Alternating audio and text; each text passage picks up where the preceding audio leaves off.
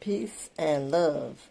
Welcome to Flowing and Growing with Sister Nzinga, where we work on emancipating ourselves from mental slavery.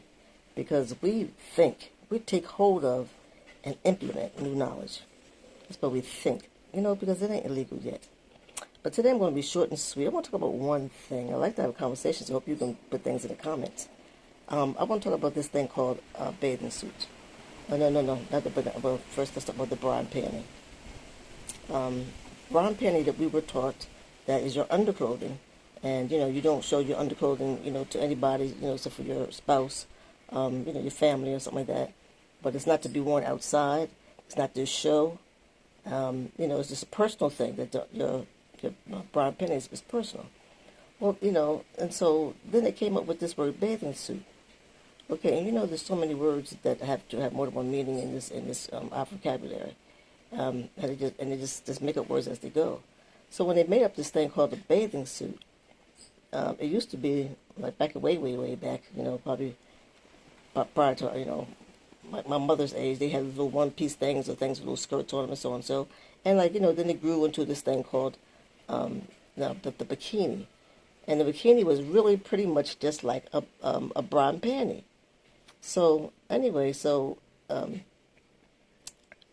I don't understand how do you justify the fact that now that they tell you this is a bra and panty, so you are willing to expose your body in front of the world, and so now they have thong bathing suits. So that's why now with this thong underwear, so it's now there's thong bathing suits. So now that they are pretty much one and the same. But how is it that they're allowed to be? They're allowed to do it because we acquiesce, and we go along with whatever they say. We're not thinking for ourselves to think, I'm like, no, I personally don't wear a bathing suit, so I'm not trying to offend anybody. I'm not trying to judge.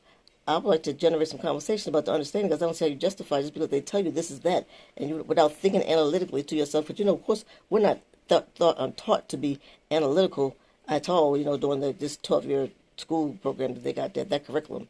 It's just to just do what they say. They tell you this, that. You got to be separate. We got to be regurgitate this, that right back to them in order for you to get the 100 points. So it's just a whole other conversation. But I'm telling you, how do you feel?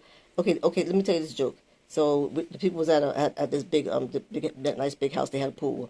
Okay, so everybody was outside doing everybody was outside doing the thing, at the pool and everything. So, so then there came time people want to go change their clothes and everything. So, the couple that that lived in the house, they were up in the bedroom and stuff. And so, this brother had came in and looked. He just opened the door and he looked and everything. And he says, and he did see the man's wife there, but he says, well, he just kept on moving, to come into the room. And so the brother said, well, man, wait a minute, how come you come in here? You see my wife, in her underclothes.